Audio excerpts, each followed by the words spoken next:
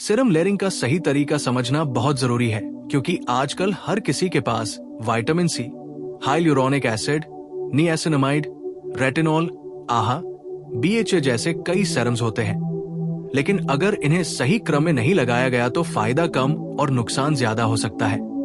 इसलिए सबसे पहले ये समझो कि स्किन केयर का गोल्डन रूल है थिन टू थिक, यानी सबसे हल्का और वाटर बेस्ड सीरम पहले और थिक या ऑयल बेस्ड सीरम बाद में लगाया जाता है। सुबह की रूटीन में सबसे पहले जेंटल क्लेंजर से चेहरा साफ करो, चाहो तो अल्कोहल फ्री। टोनर लगाओ, उसके बाद विटामिन सी सीरम लगाओ जो एंटीऑक्सीडेंट है और सन डैमेज से बचाता है, वह ग्लो देता है। उसके बाद हाइलुरोनिक एसिड लगाओ जो स्किन में हाइड्रेशन भरता है। फिर नियासिनामाइड लगा सकते हो जो पोर्स को मिनिमाइज करता है और ऑयल कंट्रोल करता है। उसके बाद मॉइस्चराइजर से सब कुछ सील करो और सबसे आखिर में सनस्क्रीन लगाना बिल्कुल मत भूलो, क्योंकि बिना सनस्क्रीन के पूरा रूटीन बेकार हो जाता है। रात की रूटीन में स्किन रिपेयर मोड में होती है, इसलिए क्लेंजर के बाद हाइलुरोनिक एसिड और फिर रेटिनॉल लगाया जा सकता है। लेकिन ध्यान रहे, रेटिनॉल और आहा बीएचए को एक ही रात में इस्तेमाल नहीं करना चाहिए, क्योंकि इससे इरिटेशन और रेडनेस बढ़ सकती है। अगर एक्सफोलिएशन नाइट है तो क्लेंजर के बाद आहा या बीएचए लगाओ, फिर सूदिंग हाइड्रेटिंग सीरम और मॉइस्चराइजर लगाओ। कभी भी रेटिनॉल प्लस आहा बीएचए या benzoyl peroxide plus vitamin C एक साथ मत लगाओ, क्योंकि ये इंग्रेडिएंट्स एक दूसरे को इनएक्टिव कर सकते हैं या स्किन को डैमेज कर सकते हैं। हर सीरम के बीच कम से कम 30 से 60 सेकंड का गैप दो ताकि वो एब्जॉर्ब हो सके। 2-3 ड्रॉप्स ही काफी होते हैं, ज्यादा लगाने से फायदा नहीं बढ़ता। ऑयली स्किन वालों के लिए नियासिनामाइड और सैलिसाइलिक एसिड अच्छे हैं। ड्राई स्किन वालों के लिए हाइलुरोनिक एसिड और सेरामाइड जरूरी है। सेंसिटिव स्किन वालों को मिनिमल प्रोडक्ट्स रखने चाहिए। कोई भी नया सीरम यूज करने से पहले 24 घंटे पैच टेस्ट करना जरूरी है। डेली एक्सफोलिएशन मत करो और वेट फेस पर रेटिनॉल मत लगाओ। कंसिस्टेंसी सबसे बड़ा सीक्रेट है, क्योंकि 4-6 हफ्ते तक नियमित यूज से ही विजिबल रिजल्ट्स आते हैं। याद रखो, स्किन केयर में महंगे प्रोडक्ट्स नहीं बल्कि सही लेयरिंग, सही टाइमिंग और सनस्क्रीन ही असली ग्लो देते हैं। अब इसके आगे सबसे गहरी और जरूरी बात समझो, स्किन साइक्लिंग। बहुत लोग हर दिन सैम एक्टिव्स लगाते रहते हैं और फिर कंप्लेन करते हैं कि स्किन थिन हो गई, इरिटेशन हो रहा है या सडनली ब्रेकआउट्स आ गए। सच ये है कि स्किन को भी रेस्ट चाहिए। स्किन साइक्लिंग का मतलब है एक्टिव्स को प्लान तरीके से यूज करना ताकि रिजल्ट्स भी मिले और बैरियर भी सेफ रहे। उदाहरण के लिए 4 डे साइकिल फॉलो कर सकते हो। डे 1 एक्सफोलिएशन, आहा या BHA. Day 2 retinol. Day 3 recovery, सिर्फ hydrating serum plus moisturizer. Day 4 recovery again, फिर साइकिल रिपीट। इससे स्किन ओवरलोड नहीं होती और लॉन्ग टर्म ग्लो मेंटेन रहता है। अब बात करते हैं लेयरिंग वर्सेस मिक्सिंग की। बहुत लोग सेरम्स को हाथ में मिक्स करके लगा लेते हैं ताकि टाइम बचे, लेकिन हर इंग्रेडिएंट मिक्स कंपैटिबल नहीं होता। विटामिन सी और नियासिनामाइड मॉडर्न फॉर्मुलेशंस में साथ यूज हो सकते हैं, लेकिन अगर दोनों हाई कॉन्सेंट्रेशन में हो तो सेंसिटिव स्किन रिएक्ट कर सकती है। रेटिनॉल को कभी भी एसिडिक एक्सफोलिएंट्स के साथ मिक्स मत करो। लेयरिंग सेफ है, मिक्सिंग रिस्की हो सकती है। एक और एडवांस्ड कॉन्सेप्ट है टारगेटेड लेयरिंग, मतलब हर सीरम पूरे फेस पर लगाना जरूरी नहीं। अगर टी जोन ऑयली है और चीक्स ड्राई है तो सैलिसाइलिक एसिड सिर्फ टी जोन पर लगाओ और हाइलुरोनिक एसिड पूरे फेस पर। अगर पिगमेंटेशन सिर्फ माउथ एरिया पर है तो ब्राइटनिंग सीरम वही फोकस करो। इससे इरिटेशन कम होगा और प्रोडक्ट वेस्ट भी नहीं होगा। अब समझो टाइमिंग की पावर। विटामिन सी हमेशा मॉर्निंग में ज्यादा इफेक्टिव है, क्योंकि ये एंटीऑक्सीडेंट प्रोटेक्शन देता है, जबकि रेटिनॉल सनलाइट में अनस्टेबल होता है, इसलिए रात में ही यूज करो। एक्सफोलिएशन भी रात में बेहतर है, क्योंकि स्किन दिन में सन एक्सपोजर से गुजरती है और एक्सफोलिएटेड स्किन ज्यादा सेंसिटिव होती है। एक और गलती लोग करते हैं, डैम्प स्किन पर हर सीरम लगाना। हाइलुरोनिक एसिड डैम्प स्किन पर अच्छा काम करता है, क्योंकि ये पानी बाइंड करता है, लेकिन रेटिनॉल या स्ट्रॉन्ग एसिड्स डैम्प स्किन पर इरिटेशन बढ़ा सकते हैं। इसलिए एक्टिव लगाते समय फेस कंप्लीटली ड्राई होना चाहिए। कंसिस्टेंसी का मतलब डेली ओवरलोड नहीं, बल्कि स्मार्ट रेपिटेशन है। अगर आप 3 महीने डिसिप्लिन रूटीन फॉलो करते हो, sunscreen daily, actives controlled frequency में, हाइड्रेशन स्ट्रॉन्ग, तो स्किन विजिबली ट्रांसफॉर्म होती है। फाइन लाइंस सॉफ्ट दिखती हैं, पोर्स टाइटर लगते हैं, पिगमेंटेशन हल्की पड़ती है और सबसे बड़ी बात, स्किन हेल्दी शाइन देने लगती है, जो मेकअप से नहीं आता। अब लॉन्ग टर्म मेंटेनेंस समझो। जब डिजायर्ड रिजल्ट्स मिल जाए तो एक्टिव्स की फ्रीक्वेंसी कम कर दो। एग्जाम्पल, अगर एक्नी कंट्रोल में आ गया है तो सैलिसाइलिक एसिड डेली नहीं, वीक में 1-2 बार करो। रेटिनॉल को मेंटेनेंस मोड में 2-3 बार वीकली रख सकते हो। ओवरयूज से फ्यूचर सेंसिटिविटी बढ़ सकती है। और सबसे पावरफुल ट्रूथ, ग्लोइंग स्किन सिर्फ प्रोडक्ट से नहीं आती, लाइफस्टाइल भी मैटर करता है। 7-8 घंटे की नींद, hydration, balance diet, stress control, ये सब सीरम लेयरिंग से भी ज्यादा असर डालते हैं। अगर अंदर से बॉडी इन्फ्लेम्ड है तो बाहर से प्रोडक्ट्स लिमिटेड काम करेंगे। आखिर में याद रखो, स्किन केयर पेशेंस का गेम है। इंस्टेंट ग्लो फिल्टर्स दे सकते हैं, बट रियल ग्लो डिसिप्लिन देता है। Simple routine plus correct layering plus barrier care plus sunscreen, long term glass skin effect. अगर चाहो तो अगला पार्ट बिगिनर से प्रो तक 90 डेज ट्रांसफॉर्मेशन प्लान पर बना सकते हैं, जहां पूरा 3 महीने का structured road map step by step मिलेगा। अब इसके आगे सबसे अहम बात आती है, पर्सनलाइजेशन और ऑब्जर्वेशन। सीरम लेयरिंग कोई फिक्स्ड फॉर्मूला नहीं है जो हर चेहरे पर सेम काम करे, क्योंकि हर स्किन की हिस्ट्री अलग होती है। किसी ने पहले हर्ष ट्रीटमेंट्स लिए होते हैं, किसी की स्किन नेचुरली थिन होती है, किसी की हार्मोनल एक्नी प्रोन होती है। इसलिए असली एक्सपर्ट वही है जो अपनी स्किन को ऑब्जर्व करना सीख जाए। जब आप नया सीरम शुरू करते हो तो पहले 2 हफ्ते स्किन को ध्यान से देखो। क्या ड्राइनेस बढ़ रही है? क्या अनयूजुअल बम्स आ रहे हैं? क्या रेडनेस परसिस्टेंट है? अगर माइल्ड पर्जिंग हो रही है, खासकर रेटिनॉल या एक्सफोलिएटिंग एसिड्स के साथ, तो ये टेम्पररी हो सकता है। लेकिन अगर बर्निंग सेंसेशन लगातार रहे तो फ्रीक्वेंसी कम कर दो। अब समझो लेयर फटीग क्या होती है। जब स्किन पर बहुत ज्यादा लेयर्स अप्लाई की जाती है तो एब्जॉर्प्शन कम हो जाती है और स्किन हैवी फील करने लगती है, मेकअप पैची दिखने लगता है और पोर्स क्लॉग्ड होने लगते हैं। इसलिए 3-4 इफेक्टिव लेयर्स काफी है। क्लेंजर के बाद मैक्सिमम 2 ट्रीटमेंट सेरम्स और फिर मॉइस्चराइजर प्लस सनस्क्रीन। इससे ज्यादा की जरूरत रेयरली होती है। एक और एडवांस्ड कॉन्सेप्ट है सीजनल लेयरिंग एडजस्टमेंट। समर में लाइटवेट जेल बेस्ड सेरम्स और मिनिमल लेयरिंग बेस्ट रहती है, क्योंकि स्वेट और ह्यूमिडिटी एब्जॉर्प्शन को अफेक्ट करते हैं। विंटर में हाइड्रेशन डबल करनी पड़ती है। हाइलुरोनिक एसिड के साथ ग्लिसरीन या सेरामाइड बेस्ड सीरम ऐड करना हेल्पफुल होता है। मॉनसून में एक्नी कंट्रोल प्रायोरिटी हो सकता है, इसलिए ऑल कंट्रोल इंग्रेडिएंट्स फोकस में रहते हैं। अब कॉन्सेंट्रेशन की बात करते हैं। 20% विटामिन सी हमेशा 10% से बेटर नहीं होता। 0.3% रेटिनॉल बिगिनर के लिए परफेक्ट हो सकता है, जबकि 1% बहुत स्ट्रॉन्ग साबित हो सकता है। हाई परसेंटेज का मतलब हाई इरिटेशन रिस्क भी होता है। इसलिए लो एंड स्लो अप्रोच अपनाओ।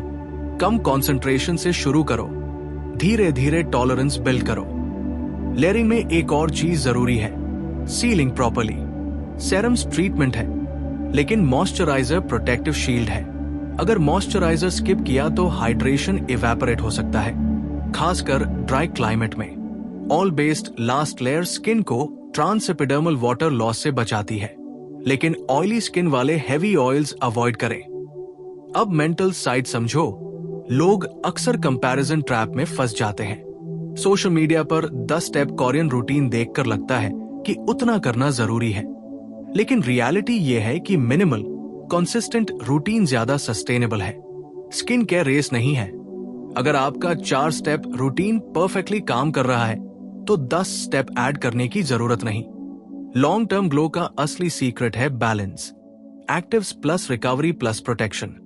अगर आप 6 महीने डिसिप्लिन लेयरिंग करते हो, सनस्क्रीन डेली यूज करते हो, ओवर एक्सफोलिएशन अवॉइड करते हो और बैरियर केयर मेंटेन करते हो, तो स्किन नेचुरली रेडियंट दिखेगी। टेक्सचर स्मूथ होगा, अनइवन टोन इंप्रूव होगा और फाइन लाइंस सटली रिड्यूस होंगी। और आखिर में सीरम लेयरिंग साइंस है, लेकिन पेशेंस आर्ट है। रिजल्ट्स धीरे धीरे आते हैं, लेकिन जब आते हैं तो स्टेबल रहते हैं। इसलिए ट्रेंड नहीं, टॉलरेंस फॉलो करो।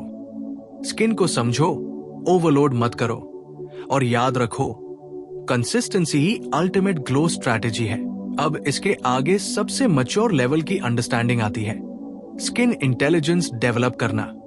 जब आप कुछ महीनों तक सही सीरम लेयरिंग फॉलो करते हो, तब आपको धीरे धीरे समझ आने लगता है कि आपकी स्किन किस दिन क्या मांग रही है। कुछ दिन स्किन हाइड्रेटेड लगती है, कुछ दिन डल, कुछ दिन अचानक sensitive. Expert level skin care वही है जहां आप रूटीन को ब्लाइंडली फॉलो नहीं करते, बल्कि स्किन के सिग्नल्स के हिसाब से एडजस्ट करते हो। मान लो आपने रेटिनॉल नाइट प्लान किया था, लेकिन उस दिन स्किन ऑलरेडी ड्राई और टाइट फील हो रही है। उस रात एक्टिव स्किप करके सिर्फ हाइड्रेटिंग सीरम प्लस मॉइस्चराइजर लगाना ज्यादा समझदारी है। यही फ्लेक्सिबिलिटी लॉन्ग टर्म ग्लो बचाती है। स्किन केयर रिजिड नहीं, रिस्पॉन्सिव होना चाहिए। अब समझो माइक्रो लेयरिंग का कॉन्सेप्ट। इसका मतलब है कम मात्रा में प्रोडक्ट्स लगाना, लेकिन मल्टीपल थिन लेयर्स में। जैसे हाइलुरोनिक एसिड की बहुत ज्यादा क्वांटिटी एक बार में लगाने के बजाय 1-2 ड्रॉप्स लगाकर एब्जॉर्ब होने दो, फिर जरूरत लगे तो हल्की दूसरी लेयर। इससे स्टिकीनेस कम होगी और पेनिट्रेशन बेहतर होगा। एक और एडवांस्ड समझ है, स्किन रिकवरी विंडोज। हर 6-8 हफ्ते में 4-5 दिन का ब्रेक लेना फायदेमंद होता है, जहां आप सिर्फ क्लेंजर, हाइड्रेटिंग सीरम, मॉइस्चराइजर और सनस्क्रीन यूज करो। इससे बैरियर रीसेट होता है और स्किन ओवरस्टिम्युलेशन से बचती है। अब साइकोलॉजिकल एस्पेक्ट समझो। ग्लो सिर्फ एक्सटर्नल नहीं, इंटरनल कॉन्फिडेंस से भी जुड़ा है। जब आप डिसिप्लिन रूटीन फॉलो करते हो, तो सेल्फ केयर हैबिट डेवलप होती है। यही कंसिस्टेंसी धीरे धीरे स्किन को स्टेबल बनाती है। सडन एक्सपेरिमेंट, बार बार ब्रांड चेंज करना या हर ट्रेंड फॉलो करना स्किन को कंफ्यूज कर देता है। एक और deep truth, less irritation, more long term collagen protection. अगर आप बार बार रेडनेस और पीलिंग क्रिएट कर रहे हो, तो शॉर्ट टर्म स्मूथनेस मिल सकती है, लेकिन बैरियर कमजोर हो सकता है। जेंटल प्रोग्रेस ज्यादा सस्टेनेबल है। रेटिनॉल का असर महीनों में बिल्ड होता है, ओवरनाइट नहीं। विटामिन सी का ब्राइटनिंग ग्रेजुअल होता है, इंस्टेंट नहीं। अब मेंटेनेंस फेज समझो। जब स्किन स्टेबल हो जाए, एक्ने कंट्रोल में हो, पिगमेंटेशन हल्की हो जाए, तब रूटीन सिंप्लीफाई करो। एक्टिव्स रिड्यूस फ्रीक्वेंसी में रखो, हाइड्रेशन फोकस मेंटेन रखो और सनस्क्रीन कभी मत छोड़ो। मेंटेनेंस ही रियल मास्टरी है। और अंत में सबसे powerful principle, skin care discipline motivation. Motivation 10 दिन चलता है, डिसिप्लिन सालों तक। अगर आप रोज बेसिक स्टेप्स फॉलो करते हो, क्लेंस, ट्रीट, मॉइस्चराइज, प्रोटेक्ट, तो स्किन नेचुरली हेल्दी दिखेगी। याद रखो, सीरम लेयरिंग कोई शॉर्टकट नहीं, बल्कि लॉन्ग टर्म कमिटमेंट है। Smart layering plus barrier, respect plus patience plus lifestyle balance, real glow. Trend बदलते रहेंगे, लेकिन स्किन बायोलॉजी नहीं बदलती। इसलिए साइंस समझो, कंसिस्टेंसी रखो और अपनी स्किन के साथ पार्टनरशिप बनाओ, फाइट नहीं। अब इसके आगे सबसे गहरी और कम समझी जाने वाली बात आती है, ओवर कॉन्फिडेंस फेज। जब 2-3 महीने तक सही सीरम लेयरिंग से ग्लो आने लगता है, टेक्सचर स्मूथ हो जाता है, एक्ने कम हो जाता है, तब अक्सर लोग सोचते हैं कि अब मेरी स्किन स्ट्रांग हो गई है, अब मैं ज्यादा एक्टिव्स यूज कर सकती हूं। यही सबसे बड़ी गलती होती है। स्किन इंप्रूव होने का मतलब ये नहीं कि उसकी टॉलरेंस अनलिमिटेड हो गई है। अगर आप अचानक high percentage vitamin C, strong peel या डेली रेटिनॉल शुरू कर देते हो, तो बैरियर फिर से डिस्टर्ब हो सकता है। इसलिए प्रोग्रेस के बाद भी रूटीन में ह्यूमिलिटी रखो। अब समझो लॉन्ग टर्म कोलेजन स्ट्रैटेजी। 25 की एज के बाद कोलेजन नेचुरली कम होना शुरू होता है। रेटिनॉल, सनस्क्रीन और एंटीऑक्सीडेंट प्रोटेक्शन इस प्रोसेस को स्लो करने में मदद करते हैं, लेकिन ये तभी काम करेंगे जब इरिटेशन मिनिमल हो। क्रोनिक इरिटेशन कोलेजन ब्रेकडाउन भी बढ़ा सकता है। इसलिए स्लो, स्टेडी और प्रोटेक्टेड अप्रोच सबसे सेफ है। एक और एडवांस्ड लेवल समझ है एनवायरमेंटल एडेप्टेशन। अगर आप पोल्यूशन वाले एरिया में रहते हो तो एंटीऑक्सीडेंट लेयर जैसे विटामिन सी मॉर्निंग में जरूरी है। अगर आप एसी एनवायरनमेंट में ज्यादा रहते हो तो डिहाइड्रेशन ज्यादा होगी, इसलिए hyaluronic acid plus ceramide support जरूरी होगा। ट्रैवल के दौरान एक्टिव्स कम रखो और हाइड्रेशन फोकस बढ़ाओ। स्किन एनवायरनमेंट के हिसाब से बिहेव करती है, इसलिए रूटीन भी फ्लेक्सिबल होना चाहिए। अब बात करते हैं product rotation versus product loyalty की। बार बार प्रोडक्ट्स चेंज करना स्किन को डिस्टेबलाइज कर सकता है।